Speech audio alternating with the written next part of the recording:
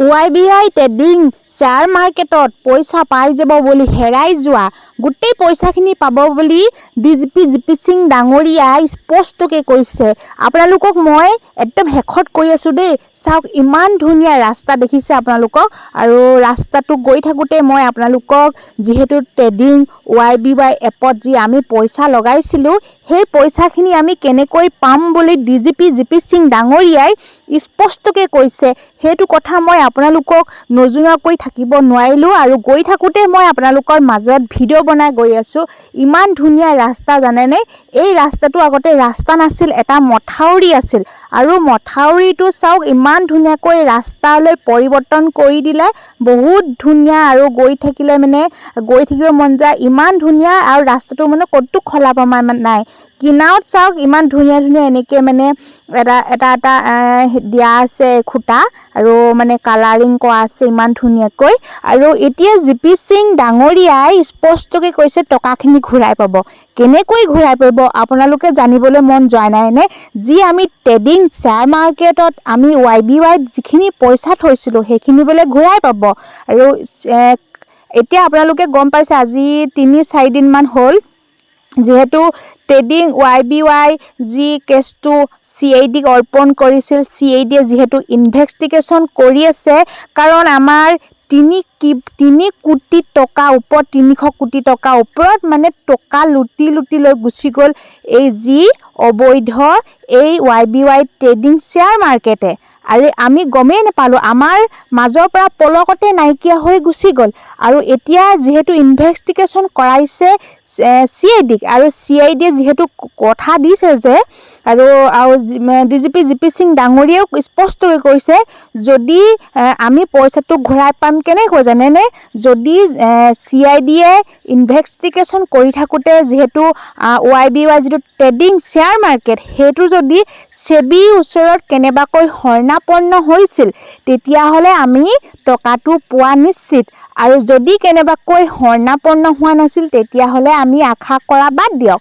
GP Singh ডাঙৰে স্পষ্টকৈ কৈছে, মানুহ জানো আশাবাদী নহয় জানো? হ'লেও আশাৰে বাট চাই আছে, কাৰণ ইনভেষ্টিগেশ্যন কৰাই আছে CIDক হতুৱাই। আৰু CIDয়ে আমাৰ মাজলৈ সুখৰ বতৰ আনি দিয়ে নে নিদিয়ে আমি নাজানো, হ'লেও আমি আশাবাদী।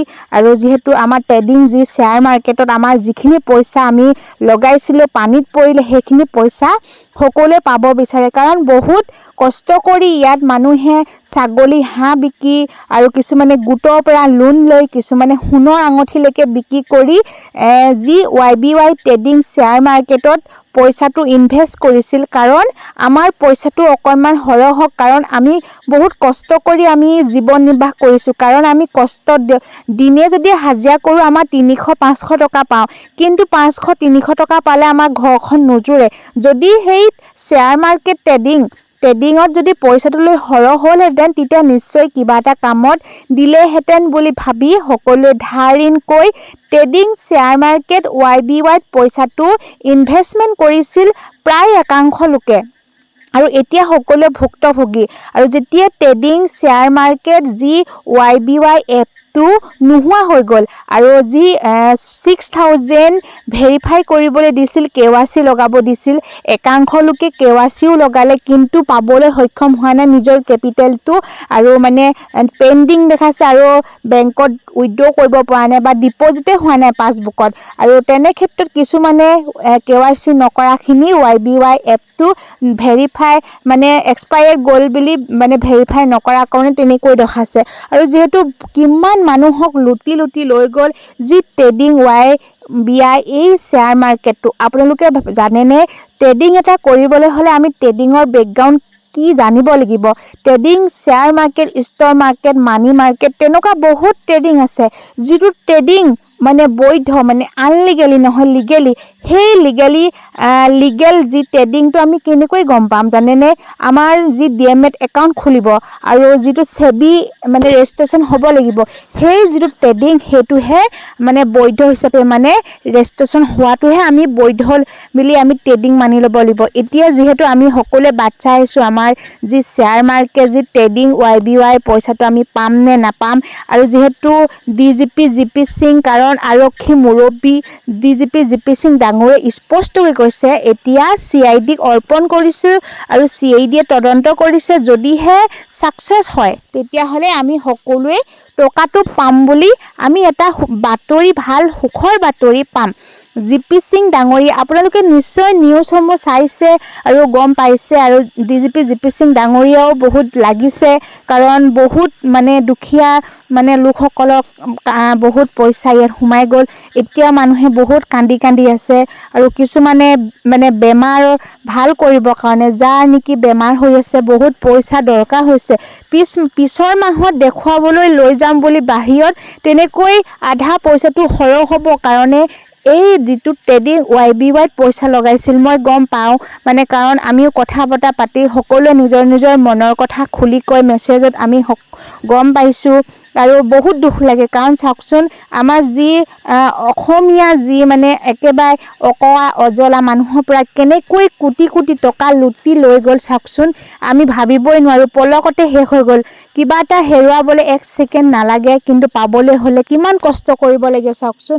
যি মানুহে সপোন দেখিছিল, সপোনত মানে চেঁচা পানী ঢালি থৈ গুচি গ'ল।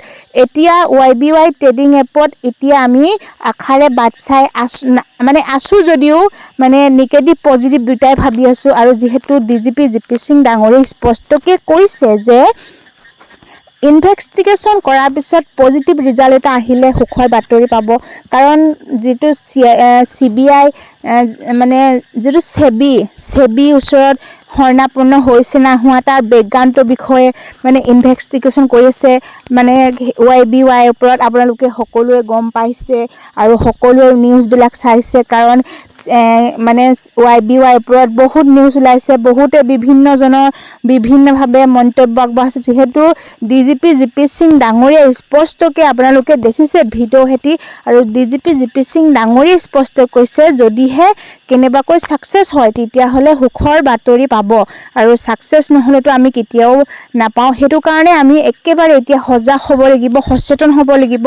এবাৰ ভুল কৰিলোঁ আৰু নেক্সট বাৰ যেতিয়া ভুল কৰিব নালাগে, আৰু তেনেকৈ আনলিগেলি YBY ট্ৰেডিং আমি কেতিয়াও একচেপ্ট কৰিব নালাগে। চাওক, ইমান ধুনীয়া ৰাস্তাটো মই আপোনালোকৰ মাজত ভিডিঅ' প্ৰস্তুত কৰি আছোঁ, আৰু আপোনালোকৰ বিষয়ে YBYও কথা কৈ আছোঁ।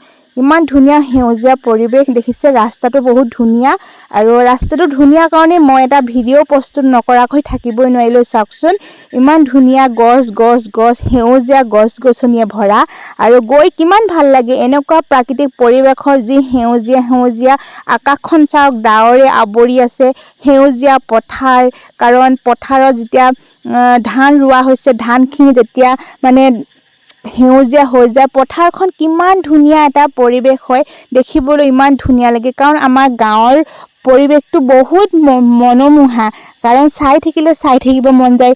মানে টাউনত যিহেতু প্ৰাকৃতিক পৰিৱেশটো ইমান উপভোগ কৰিব নোৱাৰে, আমি যিহেতু গাঁৱৰ মানুহ, আৰু গাঁৱৰ যিটো আমাৰ প্ৰাকৃতিক পৰিৱেশ, যি আমাৰ প্ৰদূষণ সৃষ্টি নহয়, আৰু বহুত ভাল লাগে। আৰু এনেকৈ মানুহ ৰৈ আছে আৰু গৈ আছোঁ, আৰু YBY কথা আপোনালোকক যিহেতু ক'লোৱে, আৰু আপোনালোকে সজাগ হওক, সচেতন হওক, তাৰে কামনা কৰি মই আপোনালোকৰ মাজলৈ ভিডিঅ'টো শ্বেয়াৰ কৰিছোঁ, আৰু এটা পৰিৱেশো আপোনালোকক দেখুৱাই গৈ আছোঁ। কাৰণ আমাৰ ৰাস্তাটো চাওক আপোনালোকে, আমি গৈ আছিলোঁ গোলাঘাট মানে বকলাত এখন খেল অনুষ্ঠিত হ'ব, তাতে আমি গৈছিলোঁ।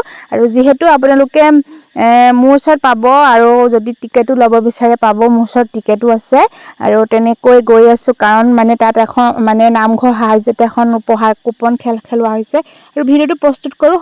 সচেতন হওক, সজাগ হওক, তাৰে কামনা কৰিলোঁ। ধন্যবাদ।